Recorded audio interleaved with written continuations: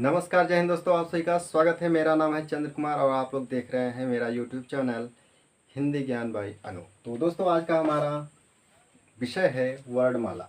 क्या है? वर्णमाला। ठीक है। तो वर्णमाला से संबंधित आज हम लोग बात करेंगे। ठीक है। तो वर्णमाला जो होता है वो क्या होता है? वर्णों का क्रमबद्ध समूह होता है, वही कहलाता है क्या? वर्णमाला। तो ध्यान से समझिए दोस्तों, सबसे पहले क्या निकलती है? ध्वनि। क्या निकलती है? ध्वनि। जब ध्वनि निकलेगी तभी कोई उसका आवाज़ निकलेगा, जब तभी उसको हम व्यक्त कर पाएंगे, सुनेंगे और समझेंगे। तो ध्वनि सबसे पहली इकाई मानी जाती है किसकी? वर्णों की। ठीक है।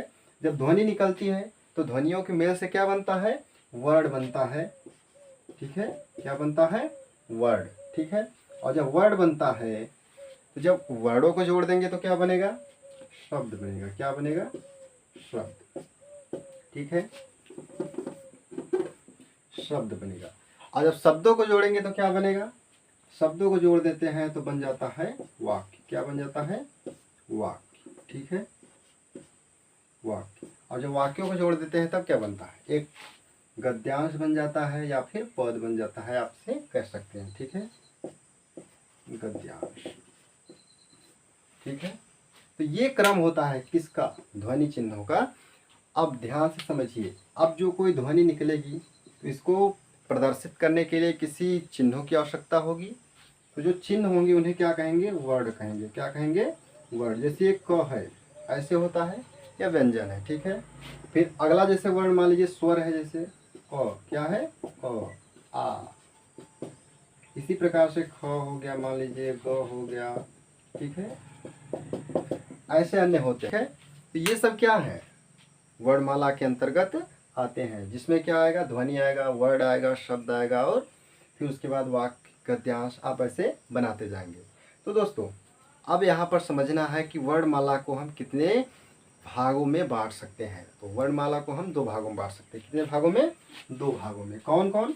अब उसको समझते हैं। तो देखिए दोस्तों, वर्णमाला होगा तो वर्णमाला में कौन कौन चीज होंगे? स्वर होगा और व्यंजन होगा। यहाँ लिखिए स्वर और यहाँ लिखिए व्यंजन। ठीक है। स्वर और व्यंजन। अब स्वर कितने भागों में होंगे? स्वर कहते किससे हैं इसके बारे में हम जानेंगे, लेकिन यहाँ पर थोड़ा सा बना लेते हैं एक छोटा सा, मान लीजिए सचित्र, जिससे ज़्यादा अच्छा रहेगा। तो स्वर कितने प्रकार के? तीन प्रकार के। कौन कौन? जैसे होता है ह्रस्व, फिर दूसरा होता है दीर्घ। ठीक है। और तीसरा होता है आपका प्लुत। क्या होता है? प्लुत। और व्यंजन भी कई प्रकार के होते हैं, लेकिन तीन प्रकार से ज़्यादा माने जाते हैं, जैसे स्पर्श व्यंजन। ठीक है। अंतस्थ व्यंजन और ऊष्म व्यंजन और आप कह सकते हैं संयुक्ताक्षर। ठीक है। इस प्रकार से इनके भी होते हैं। चलिए एक दो लिख देते हैं। स्पर्श व्यंजन, स्पर्श, उसके बाद अंतस्थ व्यंजन, ऊष्म व्यंजन। ठीक है। व्यंजन आप लोग लगा लीजिएगा। ठीक है। ऊष्म व्यंजन और आते हैं, जैसे क्या होता है? ऊष्म के बाद आते हैं संयुक्ताक्षर भी आते हैं। ठीक है। अतिरिक्त व्यंजन भी होता है इसमें, मान लीजिए